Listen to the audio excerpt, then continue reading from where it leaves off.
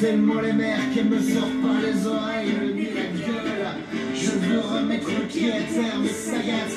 Plein le cul à mon âge, du pillage. Oh, oh, oh, à vomir par-dessus bord.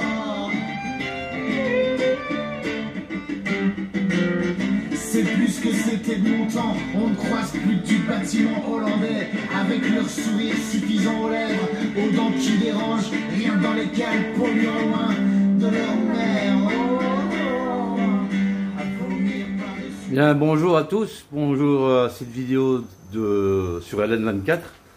Ben, je suis Jean-François Collin, dit Nantais, en quarantaine à l'hôtel Evergreen Laurel de Bangkok depuis 11 jours.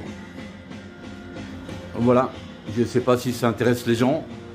J'avais déjà fait une précédente vidéo sur cette chaîne il y a quelques jours, mais j'ai eu un problème avec Warner parce que j'avais mis un morceau de Coldplay et il me réclame je ne sais pas combien d'argent.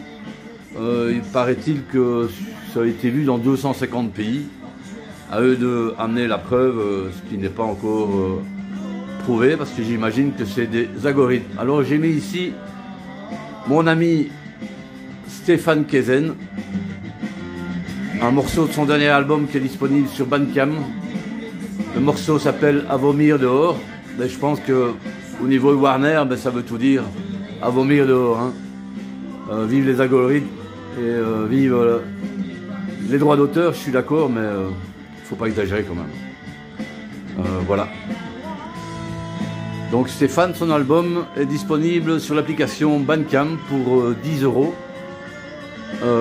Et il est en train de préparer son prochain album pour la fin de l'année avec une tournée européenne avec mon agence artistique Caravan Production 2.0.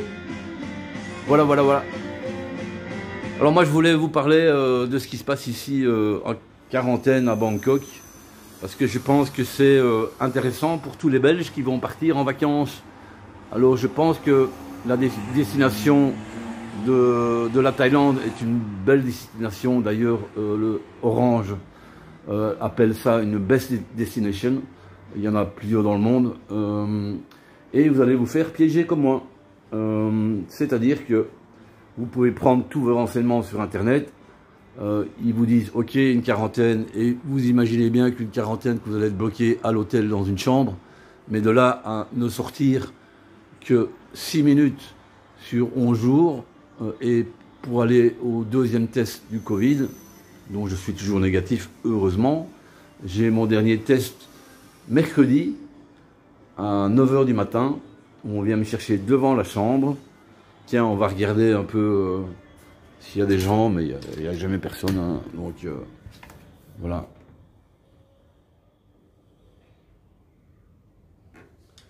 Donc, je vois personne, je n'entends personne. On m'a dit de baisser la musique. Là, ça c'est marron. Attendez, je vais vous le remettre. C'est une petite phrase marrante qui est à la fin du clip, qui vaut la peine. C'est vraiment l'humour de Stéphane. Voilà, ça arrive tout de suite. Un peu de son. Je vais t'enfoncer ton bouzouki tellement profond dans ton cul que celui qui réussira à l'enlever sera appelé roi Arthur. Excellent Stéphane, j'adore. Voilà, donc c'était Stéphane Kezen. J'insiste, hein, son album est formidable sur Bandcamp pour l'instant. Je ne doute pas que je vais lui trouver un label et une major. Voilà. Et on fuck Warner, évidemment, punk attitude. Donc je reviens un petit peu à ce qui se passe ici en quarantaine. Ma petite chérie Shaza m'a téléphoné hier. Je vais baisser la musique, sinon je vais encore avoir des problèmes de droit d'auteur. Donc en me disant, I have the bad news for you, étant donné que je devrais apparemment refaire un séjour de 14 jours, c'est affolant, hein, dans sa ville. Donc j'étais affolé hier parce que je me dis 28 jours enfermé de suite, malgré l'avion de 1h10 jeudi matin. J'ai dit où est-ce qu'ils vont, quoi. Alors je comprends bien les rules, hein, les règles, mais je pense que c'est une véritable psychose.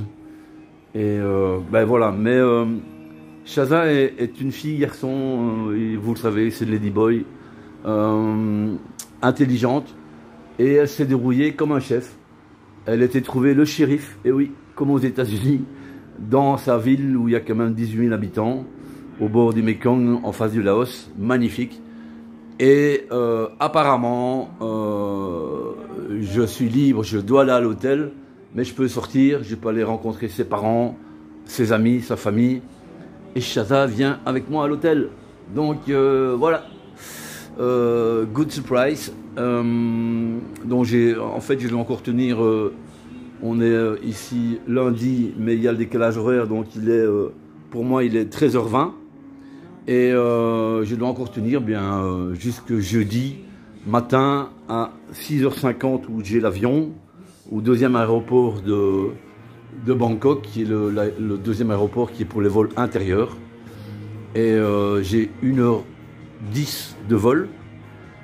Et ensuite, elle vient me chercher avec sa sœur, si j'ai bien compris, en pick-up.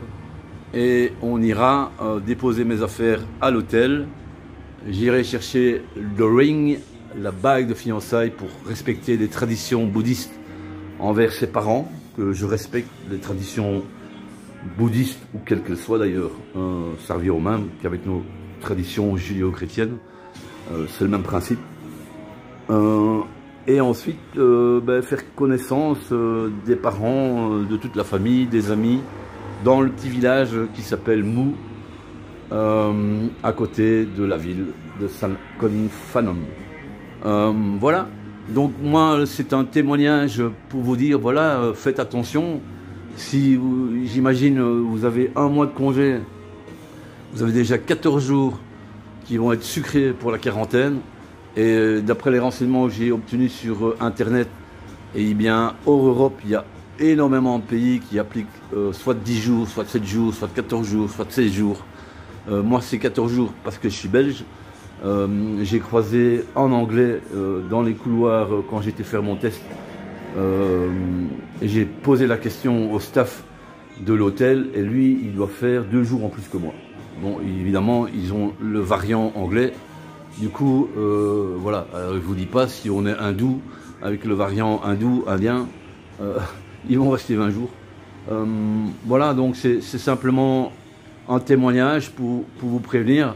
Je sais que l'ambassade belge qui est située à 400 mètres de mon hôtel, je leur ai téléphoné hier, un dimanche, sur un numéro de téléphone, une voie d'urgence, en me disant, bon, tant pis, on verra bien.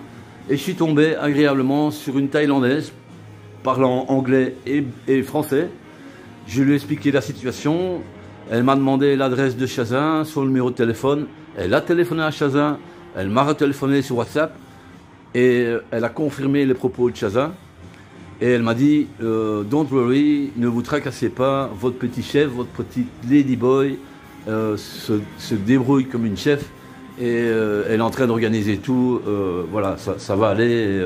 Et cette personne à l'ambassade belge de Thaïlande à Bangkok m'a expliqué que effectivement le Premier ministre et le gouvernement donnaient des nouvelles, des news quasi tous les jours pour changer les règles en fait. Voilà, je vous souhaite à tous une belle journée. Salut Jean-Louis, tchou. Ah, tu vas bientôt partir, toi. Ah, j'espère que ça va. Je vous laisse. Hein. Je vais mettre la musique encore plus fort parce que ils sont gentils, le staff. Mais ils m'ont amené le repas aujourd'hui. C'était des nouilles thaïlandaises. Non, des nouilles taïwanaises, pardon. Avec du porc excellent. Il n'en reste pas beaucoup. Mais à 10h40. Donc ça fait 3 jours, je leur dis que je mange à 12h30. Mais il n'y a rien à faire. Ils sont gentils, mais ils sont un peu thaïlandais, quoi. Voilà. Je republierai un post demain. Une vidéo. Salut, bisous à tous. Ciao, ciao.